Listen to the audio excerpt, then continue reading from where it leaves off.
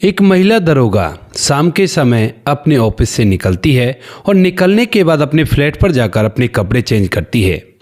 वह गहरी सोच विचार में थी और उसके बाद वह वहां से अपने साधारण कपड़ों में सीधा सब्जी मंडी जाती है और वहां पर रिक्शा पर सब्जी बेचते हुए एक सब्जी वाले के पीछे खड़ी होकर कहती है कि नवीन, मुझे माफ़ कर दो।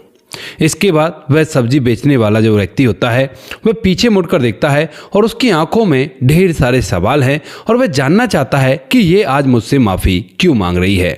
दरअसल वो सब्जी बेचने वाला और कोई नहीं, उसका ही पति था और आज वह उससे तलाक के काफ़ी दिनों बाद माफ़ी मांगने के लिए आई है। कौन थी वह महिला दरोगा और किस वजह से उसने अपने पति को तलाक दिया था और क्यों आज वह उससे माफ़ी मांग रही है, पूरी सच्चाई के बारे में जानने के लिए वीडियो को अंत तक जरूर देखें। नमस्कार दोस्तों, मेरा नाम है जीत और आप लोग देख रहे हो ब्रेन डिमांड चैनल। वीडियो को ज़्यादा से ज़्यादा शेयर करें और चैनल को सब्सक्राइब करना ना भूलें। बरेली के पासी के गांव के अंदर एक लड़का रहा करता है जिस लड़के का नाम होता है नवीन। नवीन जो कि परिवार का छोटा बेटा है और उससे दो बड़े भाई भी हैं। माता पिता अच्छे तरह से अपने जीवन को व्यतीत कर रहे हैं और दोनों बड़े भाई भी नौकरी लग चुके हैं। तो जो नवीन होता है वह सबसे छोटा होता है और उस पर परिवार का सबसे ज़्यादा लाड प्यार होता है। नवीन फिलहाल कॉलेज जाया करता है और कॉलेज के अंदर से ही उसे एक लड़की से प्यार हो जाता है जब वह अपनी ग्रेजुएशन की सेकेंड ईयर में होता है। लड़की का नाम होता है पूजा। पूजा जो कि देखने में काफ़ी ज़्यादा खूबसूरत थी, लेकिन वो बातों को मुंह पर कह दिया करती थी। यानी कि ऐसा नहीं है किसी बात को छुपा ले और बाद में उस बात को बताए, एक साथ ही बात को बोल दिया करती थी। नवीन पूजा से प्यार करने लगा था। वह इस बात से अवगत तो था कि पूजा ऐसे कह दिया करती है, लेकिन उसे ये बात कभी कभी अच्छी भी लगती है, क्योंकि कई बार वो दूसरे मुखौटे की तरह बात नहीं किया करती थी। यानी कि किसी से बात करने के लिए और मुखौटा पहन लिया, अगर कोई गलत भी है तो उसको सही बोल दिया, वह सीधी सीधी बात कह दिया करती थी। इस बात को चलते हुए जब दोनों में प्यार हो जाता है तो दोनों एक साथ जीवन व्यतीत करने का फैसला करते हैं और दोनों अपने अपने घर वालों को इस बारे में बताने के फैसला करते हैं। अब यहाँ पर दोनों के घर वाले ही राजी हो जाते हैं, कहते हैं कि कोई बात नहीं, जब बच्चे एक दूसरे से प्यार किया करते हैं तो दोनों की शादी करवा देते हैं। इसके बाद जब नवीन के घर वाले पूजा को देखने के लिए आते हैं तो वहां पर वह पूजा से पूछते कि बेटी क्या पढ़ाई की है, आगे क्या करने का इरादा है। तो यहाँ पर जो पूजा है वो कह देती है कि मुझे तो पुलिस में लगने का मन है और मैं पुलिस में लगकर रहूंगी। इस बात को सुनकर जो नवीन के घर वाले होते हैं वह इस बात से नाराज हो जाते हैं, क्योंकि उन्हें ये बात बिल्कुल भी अच्छी नहीं लगती है कि उनके घर की जो बहू है वो पुलिस में रहकर काम करे। इसी वजह से वो बिना जवाब दिए वहां से चले जाते हैं और जब नवीन पूछता है कि आप लोगों ने ऐसा क्यों किया, तो उसके बाद उसे बता देते हैं कि बेटा, तुम्हारी जो होने वाली पत्नी है वो पुलिस में लगने के लिए बोल रही है। अगर वो ऐसा ना करे तो उसके बाद तो हम तुम्हारी शादी उससे करवा सकते हैं, लेकिन ऐसी बहू हमें नहीं चाहिए जो अभी से ही पुलिस में लगने की बात कर रही हो, क्योंकि तुम्हें पता है ना, हम लोग पुलिस में लगने के बिल्कुल खिलाफ हैं। इस बात को सुनकर नवीन कहता है कि कोई बात नहीं, मैं उसे समझा दूंगा और वो मान जाएगी जब तो आप शादी करवाओगे। तो घर वाले बोल देते कि कोई बात नहीं, आप अगर समझा देते हो तो हम उससे तुम्हारी शादी करवा देंगे। इसके बाद नवीन पूजा से बात करता है, लेकिन पूजा साफ मना कर देती है। कहती है कि नवीन देखो, मैं झूठ नहीं बोल सकती और जिस रिश्ते की शुरुआत झूठ से हो वो रिश्ता ज़्यादा नहीं टिक सकता। मैं तो पुलिस में लगकर रहूंगी, ये मेरा उद्देश्य है और तुम्हें भी इस बारे में साफ साफ पता है। तो अपने घर वालों को बोल दो कि मैं तो पुलिस में लगूंगी और उसके बाद ही हम दोनों शादी करेंगे, हम दोनों एक साथ ही रहेंगे। ये पक्का फैसला है और ऐसा ही होना चाहिए, वरना फिर देख लेना क्या होता है। इस बात को सुनकर जो नवीन है वो भी समझता है, क्योंकि दोनों एक दूसरे से दिलोजा से प्यार किया करते हैं और इसी वजह से अपने घर वालों को समझाने की कोशिश करता है। कहता कि ऐसे ऐसे बोल रही है, गलत तो इसमें भी कुछ नहीं है और लग जाएगी तो तुम्हें क्या प्रॉब्लम है, मैं ही तो रखूंगा, मैं अपने आप उसे रख लूंगा। लेकिन घर वाले साफ साफ मना कर देते हैं और इसके बाद जो नवीन होता है वह फैसला करता है कि वह पूजा से भागकर शादी करेगा। इसी वजह से वह पूजा से बात करता है और पूजा भी इस बात के लिए तैयार हो जाती है, क्योंकि प्यार तो वह किया ही करते थे। और यहाँ पर पूजा और नवीन दोनों एक दूसरे से भागकर कोर्ट मैरिज कर लेते हैं। लेकिन जैसे ही नवीन के घर वालों को पता चलता है कि हमारे बेटे ने मर्जी के खिलाफ भागकर कोर्ट मैरिज कर ली है, तो उसके बाद जब वह घर पर आता है तो उसके बाद वो मना कर देते हैं। कहते हैं कि यहाँ पर आने की जरूरत नहीं है, कहीं भी जाओ, हमें तुमसे कोई मतलब नहीं है और हम आज से तुमसे कोई भी ताल्लुकात नहीं रखेंगे। इस बात को सुनकर नवीन काफी ज्यादा उदास हो जाता है। इधर पूजा भी उदास हो जाती है, लेकिन तभी नवीन जब पूजा का उदास चेहरा देखता है तो कहने लगता है कि कोई बात नहीं, अगर घर वाले नहीं रख रहे तो कोई बड़ी बात नहीं है, हम लोग है ना, हम लोग अपने आप अपना जीवन व्यतीत कर लेंगे और चलो हम लोग शहर में रहते हैं। ऐसा सोचकर जो नवीन होता है वह पूजा को लेकर बरेली में चला जाता है। वहां पर सबसे पहले एक किराए का घर लेता है और उसके अंदर पूजा के साथ रहने लगता है।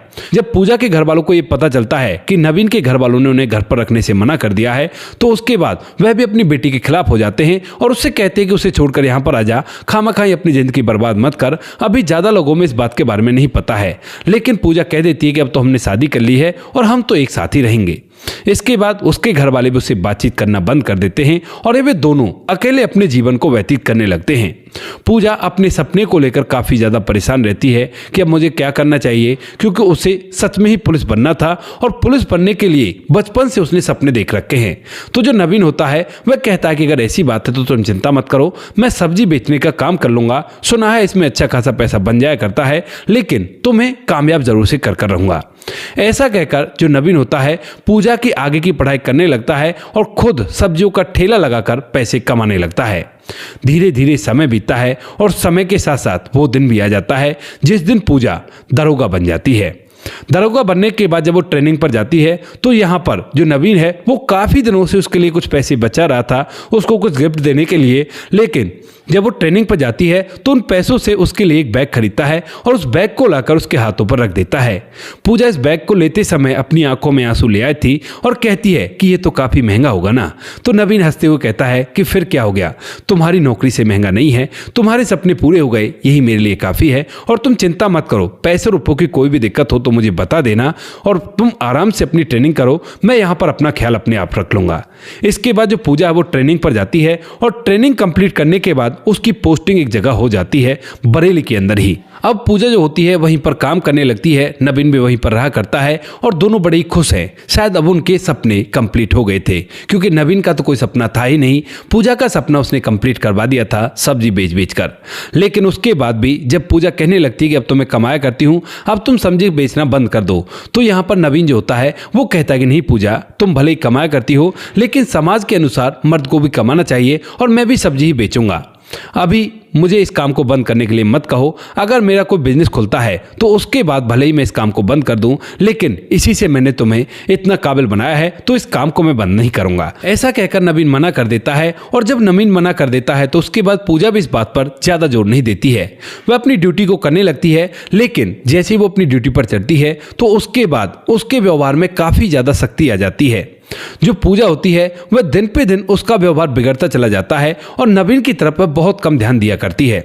नवीन को ये बातें महसूस होती है और नवीन उससे एक दो बार इस बारे में बात भी करता है, तो पूजा कह देती है कि नहीं ऐसी कोई बात नहीं है, वो दरअसल काम की थोड़ी सी टेंशन है तो इसी वजह से ऐसा हो रहा है। यहाँ पर जो पूजा होती है वह रिश्वत वगैरह भी लेने लगती है और रिश्वत लेकर पैसों से अपना घर भी भरने लगती है, लेकिन इस बारे में वह नवीन को कुछ भी नहीं बताती है और धीरे धीरे समय बीतता है। समय के साथ साथ पूजा के जब साथ में काम करने वाले और पुलिस वालों को ये बात पता चलती है कि इसका पति तो सब्जी बेचा करता है, तो उसके बाद कुछ पुलिस वाले तो उसे ताना मारा करते हैं, कहा करते कि कहां तुम और कहां वो, उसको छोड़ दो, किसी और से शादी कर लो। ये बातें पूजा सुन तो लेती है लेकिन अभी इन बातों पर अमल नहीं करती है और धीरे धीरे समय बीतता है। समय के साथ साथ एक दिन जो नवीन होता है वह अपने रिक्शे को लेकर जिस पर वो सब्जी बेचा करता है थाने के सामने से निकलता है, जिस थाने के अंदर पूजा काम कर रही थी। और तभी पूजा और उसकी एक सहेली बाहर खड़ी हुई थी और जैसे ही उसकी वो सहेली नवीन को देखती है तो एकदम से पूजा से कहने लगती है, अरे पूजा दिख, तेरा पति सब्जी बेचता हुआ जा रहा है। ऐसा कहकर वो हंसने लगती है और थाने के अंदर जितना भी स्टाफ होता है वो सभी इस बात को सुनकर हंसने लगता है। पूजा को ये बात बड़ी बुरी लगती है और जैसे ही शाम के समय वह घर लौटती है तो घर लौटने के बाद अपने पति को खरी खोटी सुनाने लगती है। कहती है कि तुम ना इस तरह से सब्जी बेच रहे हो, मेरे को लोग तरह तरह की बातें सुना रहे हैं और तुम्हें बिल्कुल भी शर्म नहीं आती। मुझे तो इस बात से शर्म आती है और तुम बिल्कुल भी सब्जी का बेचने का काम बंद कर दो।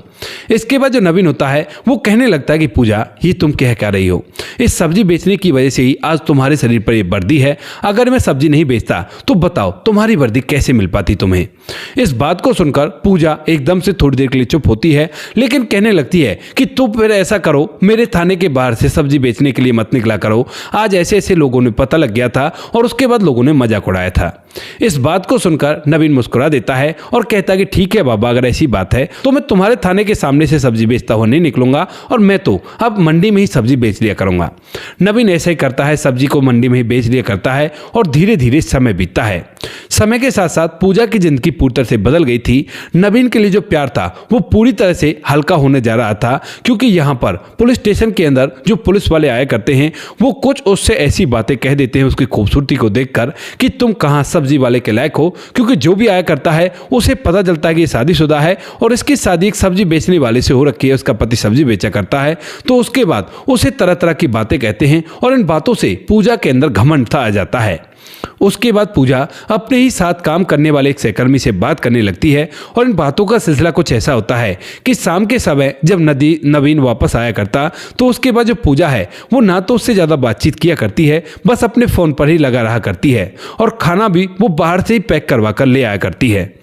इन सभी चीज़ों को देखने के बाद जो नवीन है वह पूजा से एक दिन बैठकर बात भी करता है कि पूजा क्या हुआ, तुम ऐसा क्यों कर रही हो। तो उसके बाद पूजा कहती है कि कुछ भी नहीं, थोड़ा सा काम की टेंशन है और इसी वजह से ऐसा कर रही हूँ, तुम अपना आराम करो, मैं सुबह मुझे जल्दी जाना है।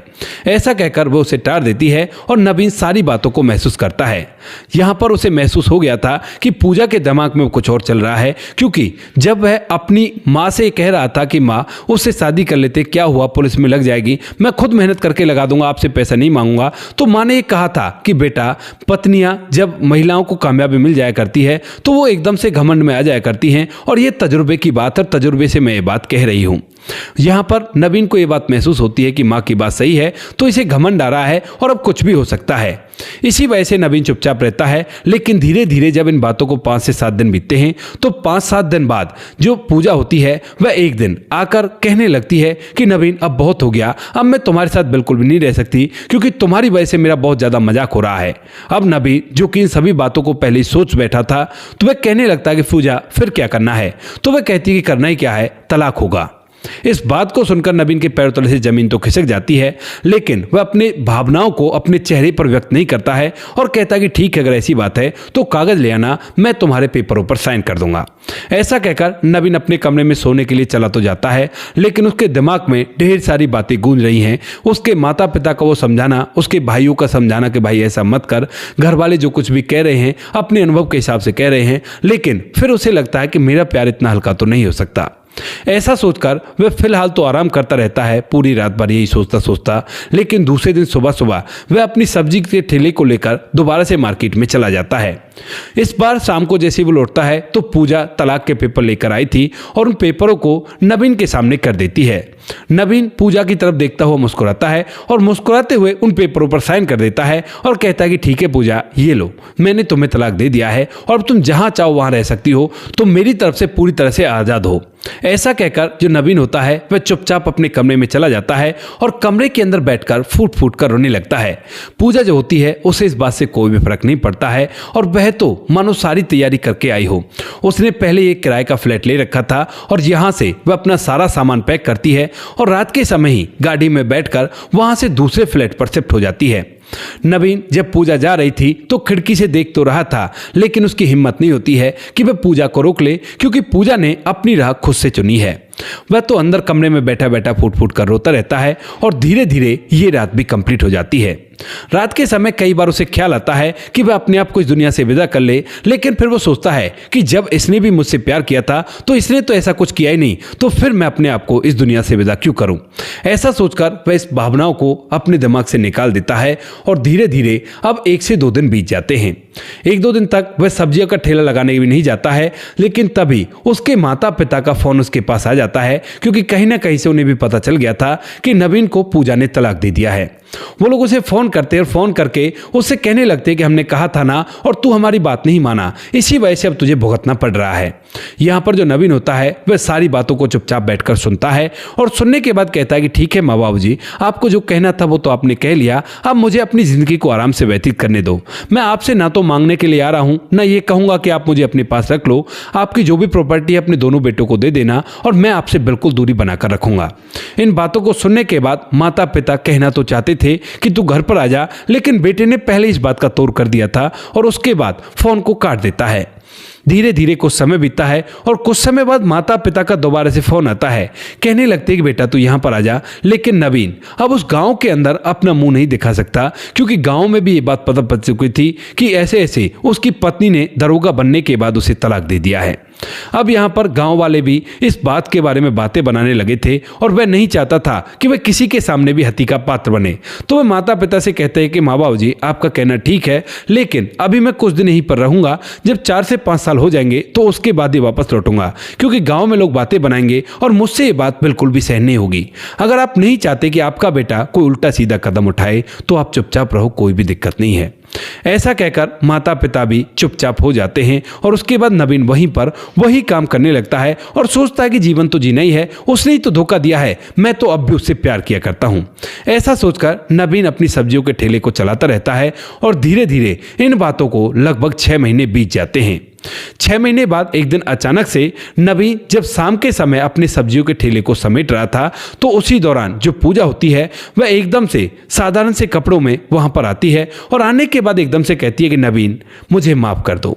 अब नवीन जब ये आवाज़ सुनता है तो आवाज़ सुनते पहचान जाता है और एकदम से पीछे मुड़कर देखता है तो सामने वही उसकी पत्नी पूजा खड़ी हुई थी, जिसने कभी उससे तलाक लिया था। और उसके बाद जब वह पूजा की तरफ देखकर पूछता है कि क्या हुआ पूजा, तुम तो मुझे तलाक देकर गई थी, लेकिन आज मुझसे माफ़ी क्यों मांग रही हो। तो उसके बाद पूजा पूरी कहानी बताने लगती है।